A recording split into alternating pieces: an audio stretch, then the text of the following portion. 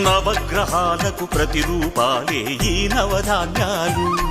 ఆ చంద్రుని ధాన్యం బియ్యమే గదా పెళ్లి తలంబ్రాలు. మనువుకు మూలం మనసైతే ఆ మనసుకు చంద్రుడు అధిపతి. ఈ అనుబంధంతో బియ్యం పొందెను అక్షింతలుగా ఆకృతి. ఆ వేడుకలన్నీ చూడాలంది శ్రావణ మాసం, శ్రావణ మాసం, శ్రావణ మాసం.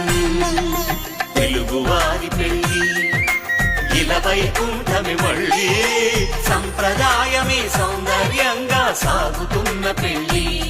ఇది తెలుగువారి పెళ్లి.